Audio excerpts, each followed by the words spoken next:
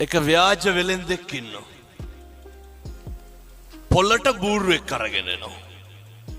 මොනා කියලාද බූරුව අරගෙන එන්නේ?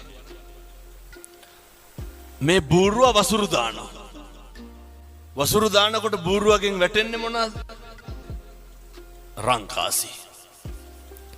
ව්‍යාජ පශ්චාත් භාගයක් හදාගෙන ඇවිල්ලා තමයි දැන් පොලේ තියාගෙන විකුණනවා. අර ව්‍යාජ රංකාසි වැටෙනවා වසුරු දානකොට. එක වෙලෙන්දෙක් වැඩි මිලට ගන්නවා. ඇයි මම මේ අපි ගැන කියන්නේ? වැඩි මිලට ගන්නවා.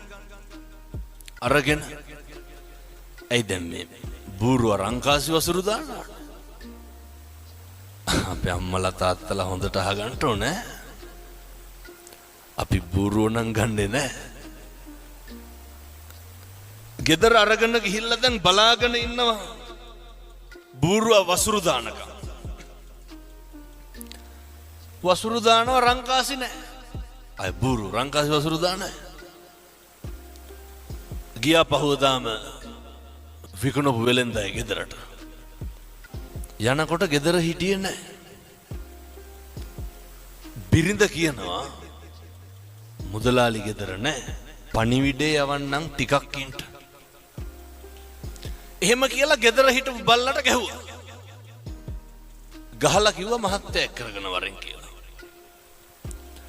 බල්ලා ගහනකොට දුවනවනේ බල්ලෝ. ඉතින් හොරතල් වෙන්නේ නැහැ.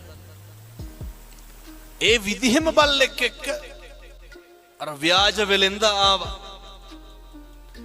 ඇවිල්ලා දැන් අර බූරුව සල්ලි වල ගත්ත මනුස්සයට පුදුමේ මොකක්ද? මේ පණිවිඩ කියන බල්ලෝ ඉන්නවා. දැන් අර යකාට බූරුව අමතක වුණා. දැන් මොකේටද පොර කන්නේ? අපිමයි. දැන් පොර කනවා බල්ලා ගන්න. හැරිලා බැලුවොත් නරකද අතීතේ. එකපාරක් මදිද රැවටුණා. මේ හිත කියන වංචාකාරයා. බල්ලා සල්ලි වලට අරගෙන යනවා ගෙදර. ගිහින් දීලා බිරිඳට කියනවා මං ඒ කියන විදිහටම කියන්නද? තමුසෙයා එන්න ඕනේ නැහැ මං හොයන්න. බල්ලට ගහලා පණිවිඩේ කියනවා. බිරිඳ පහුවදා මොකද කරේ? ඌමනාවකට බල්ලට ගහලා පණිවිඩ. බල්ලු පණිවිඩ කියනවා. බල්ල දිව්ව යන්න. දැන් පහදන්න බෑ. පහුවදා 25ක් 30ක් විතර ආවා. ගෙදර ගියා මුදලාලිගේ. ඒත් අර ව්‍යාජ වෙලෙන්ද ගෙදර නැහැ. ඊට පස්සේ ටිකකින් ආවා. ආපු ගමන් ව්‍යාජ වෙලෙන්ද බිරිඳගෙන් අහනවා ඇයි මේ මිනිස්සුන්ට සංග්‍රහ කරේ නැත්තේ? අර මිනිස්සු ආවේ දැන් වෙලෙන්ද උස්සගෙන යන්න මරන්න.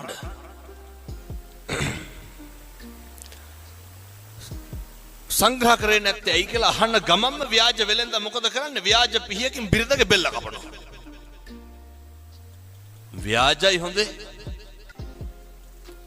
අර ගෑනිත් වැටෙනවා. අර ආපු මිනිස්සු සේරම තක්කු මුක් වෙනවා. මොකේද? බෙල්ල කැපුවානේ. අහනවා ඇයි මැරුවේ? නෑ මට කේන්ති ගියා ඔය කට්ටියට සලකපු නැති හින්දා. දැන් මිනිස්සු අහනවා දැන් කොහොමද පණ ගන්න? ඒකට බය වෙන්න එපා. මං ගාව නලාවක් තියෙනවා. නලාව ගහපු ගමන් එනවා පණ එනවා. බොරුවටනේ වැටුනේ. දෙපාරයි නලාව පිම්බි අර ගෑනු කෙනා නැගිට්ටා. දැන් ආපු සේරම පොර කනවා මොකේද? නලාව සල්ලි වලට ගන්න. පොර කාලා අරගෙන ගියා. ඔය අපේ තාත්තලාටත් හිතිලා නැද්ද එහෙම? කොච්චර කියලාද මේ අම්මලාට තෝ මරනවා කියලා. මේ පැතිවල එහෙම කියන්නේ නැතුව ඇති. මං කියන්නේ අනිත් පැතිවල ටිකක් තඩි ඔට්ටු තට්ටු වෙනවා වැඩි ගෙවල් වල. තාත්තලා කොච්චර කුණු හරපෙන් බැලලා ඇද්දනේ. මං කියන්නේ එහෙමයි බොහෝ පිරිස්. මෙහෙම කියනකොට තාත්තලා හිතන නැති. ඕකේ අනිත් පැත්ත. කෙසේ හෝ වේවා නලාව අරගෙන ගෙදර ගියා. පැත්තකින් තියලා දැන් හැන්දෑවේ ගෙදර ඉන්නකොට ගෙදර දබර දෙන්නගේ. නලාවක් තියෙන එකේ බය වෙන්න දෙයක් නැහැනේ ගහලා මැරුවා. ටිකක් ඉඳලම පිඹින්නම් කියලා හිතලා අරගෙන පිඹිනවා. පිඹට මල කඳන් වලට පණ එන්නේ. බූරුවට රැවටුණා, බල්ලට රැවටුණා, නලාවට රැවටුණා. මුළු ගමම ගියා ව්‍යාජ වෙලෙන්ද හොයාගෙන. අරගෙන ගිහිල්ලා ගෝණියකට දාලා කට බැන්දා. ගමම යනවා දැන් ගම් මුහුදට විසික්කන්ට. යනකොට මහන්සියටත් එක්ක මග තියලා පොඩ්ඩක් බුදිය ගත්තා. ගෝණිය හේතු කරලා හරක් 300ක් දක්කගෙන වෙලෙන් දෙක් යනවා. එඬේරෙක් යනවා.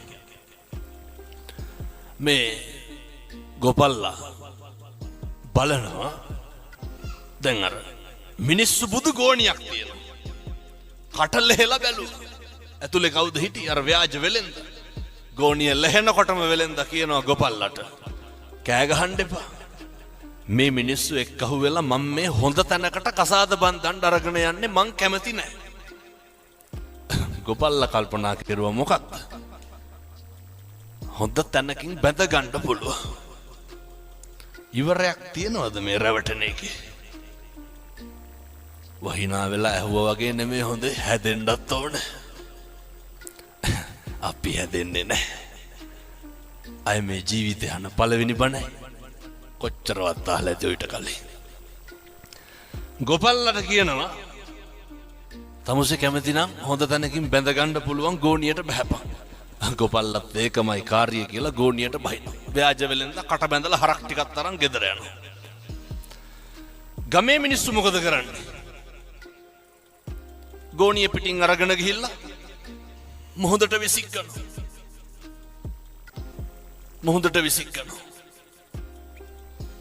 මුහුදට විසික්කලා බහුව ගමට එනකොට මෙන්න අර ව්‍යාජ වෙලෙන්ද ඉන්නව හරක් 300ක් එක ගෙදර. ගමේ මිනිස්සුන්ට පුදුමේ. ගමේ මිනිස්සු අහනවා දැන් මුහුදට දාලා අපි කොහොමද දැන් මේ ගෙදර ඉන්නේ? ව්‍යාජ වෙලෙන්ද කට උල් කරලා කියනවා ඔයාලා මාව මුහුදට විසික්කා. මේ ශ්‍රියාකාන්තාව වැඩියා. මං වඩා ගත්තා. හරක් 300ක් එක ගොඩින් තිබ්බා. දැන් ගමේ උන් පොර කනවා මොකේද? ශ්‍රියාකාන්තාවගෙන් හරක් ගන්න. අහනවා ව්‍යාජ වෙලෙන්දගෙන් අපිටත් බැරිද අරන් ගන්න? ලැජ්ජ නැති හැටි. වෙලෙන්ද මොකද කියන්නේ? පුළුවන්. මුළු ගමම බස්සනවා ගෝණි වලට. කට බැඳලා ගිහිල්ලා මොහොතට දානවා. ඉතුරුනේ කවුද? ව්‍යාජ වෙලෙන්ද විතරයි. කවුද මේ ව්‍යාජ වෙලෙන්ද? මේ අපේ විඥානේ. ඒක පවතිනවා දිගටම හොඳේ. මේක හැම තැනටම යනවා. අඩු වැඩි වශයෙන් අපි මොකද කරන්නේ? විනාශ වෙන කම්ම රැවටෙනවා.